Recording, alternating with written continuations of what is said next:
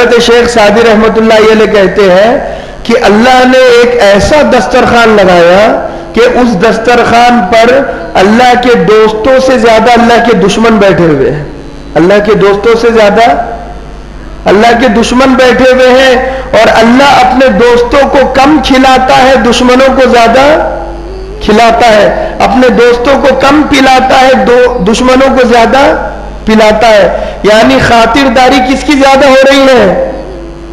दुश्मनों की ज्यादा हो रही है, दोस्तों की कम हो रही है। अब मुझे आप ये बताइए, ये तो बात दूर की है कि दोस्त कितने दुश्मन कितने, क्या हम हमारे घर में हमारे दुश्मन को आने देंगे? अगर आ गया तो दस्तरखान पर बैठने देंगे? नहीं बैठने देंगे।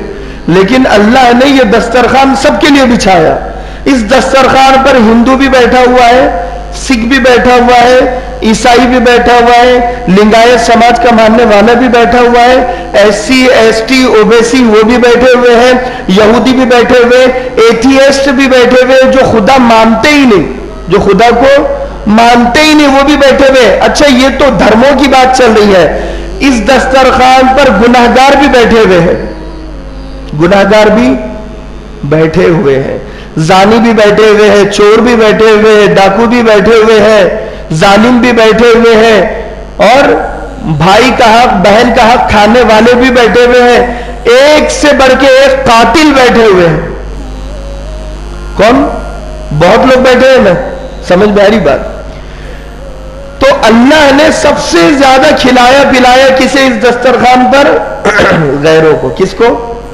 दुश्मनों को। हम कहते हैं ना कि यार ये गैर मुस्लिम तो जरा मजे में है, इनके पास गाड़ी है, नौकर है, चाकर है, बंगला है, जॉब है, सब कुछ है इनके पास, है ना। और हमारे पास क्या है? कई ऐसे मुस्लिम इलाके जहां फाके भी हो रहे हैं। तो अल्लाह ने बजाय सजा देने के अल्लाह खिला रहा है, पिला रहा है। अल्लाह करे मैं जो बात बता रहा हूं वो बात आप समझ ले, बगैर सोए हुए। हमारे अहमद भाई, सुबह हो गई, सुबह हो गई। तो अल्लाह करे ये बात समझ में आ जाए। थोड़ा आ गया है तो अब टेक मत लो आप। मेरे कहने का मकसद ये है कि सब, अल्लाह के नबी ने क्या कहा कि सबसे बड़ा सब्र करने वाला कौन है? जुमला हदीस याद है ना आपको? सबसे ज्यादा सब्र करने वाला कौन है? सबसे ज्यादा बर्दाश्त करने वाला कौन है? अल्लाह। कौन है? अल्लाह।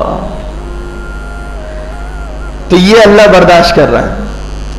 तखल्लकू भी अखलाकिल्लाह। अल्लाह के नबी फिर कहने लगे कि अल्लाह के अखलाक को अपनाओ। किसके अखलाक को अपनाओ? अल्लाह के अखलाक को अपनाओ।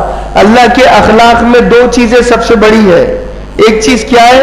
सब्र, और दूसरा चीज क्या है? बर्दाश्त। सब्र और बर्दाश्त। ये खुलासा है रिश्तों को निभाने का। अगर किसी को अच्छे रिश्ते बनाना है, कनेक्शन अच्छे बनाना है, तो एक चीज सब्र भी होना है उसमें और बर्दाश्त भी होना है। बीवी को लेकर चलने के लिए ये दो चीजें भी जरूरी है। ससुराल को लेकर चलने के लिए दो चीजें बड़ी जरूरी है, सब्र भी और बर्दाश्त भी, कुव्वत बर्दाश्त। सारा हर एक को बर्दाश्त करना जरूरी है ना, और करना ही पड़ता है। जब शादी होती है तो सिर्फ बीवी नहीं आ जाती है, बीवी के साथ एक पूरा खानदान फ्री में आ जाता है। उस पूरे खानदान को झेलना पड़ता है, बर्दाश्त करना पड़ता है, दीन की खातिर, रिश्ता निभाने की खातिर। सब्र करो, बर्दाश्त करो, है ना। अगर सब्र नहीं करोगे तो फिर, मैंने इससे पहले शायद बयान में 3 हफ्ते पहले बताया था कि टेढ़ी पसली से औरत पैदा की गई है। इसका मतलब ये नहीं है कि वो टेढ़ी है, इसका मतलब ये है कि वो जैसी है वैसी सही है। तुम इतना समझ लो कि उसे कबूल करो, हर हालत में, हर हालत में उसे कबूल करो। तो तखल्लकू भी अखलाकिल्लाह, अल्लाह के अखलाक को अपनाओ अपने अंदर। इसीलिए लिहाजा डेमोक्रेसी, जमहूरियत का आज नारा लगता है, बहुत नारे लग रहे हैं। यूट्यूब पर देख लीजिए आप, फेसबुक पर, और बड़े बड़े वेल एजुकेटेड क्वालिफिकेशन लोग जो है, डॉक्टर्स है, इंजीनियर है, तो ये लोगों की जुबानों पर, हालांकि इन्हें स्कूल में, यूनिवर्सिटीज में डेमोक्रेसी अच्छे से पढ़ाई जाती है कि हर एक को हक है अपनी आवाज उठाने का, और डेमोक्रेसी वो कहते हैं कि सब मेजॉरिटी में जहां चले वहां चलो, यानी सब ये कहे कि फुला समाज सही है, मेजॉरिटी ज्यादा है तो वो सही है। अल्लाह ने कुरान में कहा वइन तुती अक्सर मन फिल अर्ज़, अगर जमीन वालों की अक्सरियत को देखकर तुम उनके पीछे चलोगे, उनको फॉलो करोगे, कि जमीन वाले यानी जमीन में रहने वाले जहां जा रहे हैं तुम अगर वहां जाओगे, युज़िल्लू का अन सबीलिल्लाह, वो सब मिलकर तुम्हें गुमराह कर देंगे सीधे रास्ते से। आज वही है ना, फैशन के पीछे सब जा रहे हैं, है ना। जैसा बाल हीरो ने काटा है वैसे ही हमारे बच्चे फॉलो करते हैं, जैसे कपड़े उसने पहने वैसे, यानी अक्सरियत को फॉलो किया जाता है। हर ईद में फैशन नया होता है। अभी मैं बताया था अर्तगलर का दौरा चल रहा था, तो वो जो ड्रामे में कपड़े पहने गए हैं वही कपड़े हूबहू आज हमारी माएँ और बहनें और बेटियां ईद के मौके पर फैशन चला और उन्होंने खरीदा और पहना है, बच्चों ने पहना है,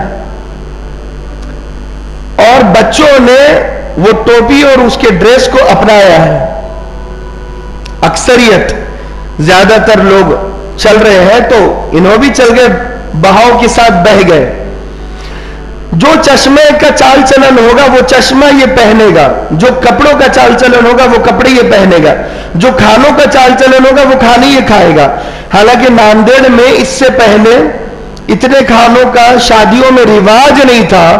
ये रिवाज हैदराबाद से होता हुआ जब आया है तो यहां पर स्टार्टर भी आ गया, यहां पर मुरब्बा भी आ गया, यहां पर शाही टुकड़ा भी आ गया, यहां पर अक्सर खाने आ गए, पूरी शादी हूबहू हैदराबादी बन गई। हैदराबादी कल्चर भी आता है। मेरे बताने का मकसद अल्लाह आपको समझाए कि जहां बच्चा ज्यादा वक्त गुजारता है तो सिर्फ एजुकेशन को नहीं लेता, वो पूरे कल्चर को ले लेता है। अगर हमारा बच्चा अंग्रेजी पढ़ रहा है तो सिर्फ लैंग्वेज की हद तक नहीं रहेगा, वो पूरा अंग्रेज बनने की कोशिश करेगा और उसे पूरा अंग्रेज बनाया जाएगा। उसके सुबह से उठने से लेकर शाम के सोने तक टू बटू वो अंग्रेजों को फॉलो करेगा, अंग्रेज बनने की कोशिश करेगा। वो जैसा करते हैं वैसा करने की कोशिश करेगा। और इंडिया और या पाकिस्तान या बांग्लादेश या एशिया, बर्रे सगीर उठाकर देख लीजिए, आज फैशन में फॉलो मगरिबियत यानी अमेरिका को किया जा रहा है। ब्लाइंडली यानी अंधाधुंध, बगैर देखे आंखों पर पट्टी और कानों पर पट्टी, और बगैर देखे बगैर सुने अपने आप को अमेरिका के हवाले कर दिया, उसके फैशन के हवाले कर दिया। और वो लोग जो फैशन अपनाते हैं वो इंसानियत को मद्देनजर रखते हुए नहीं अपनाते हैं।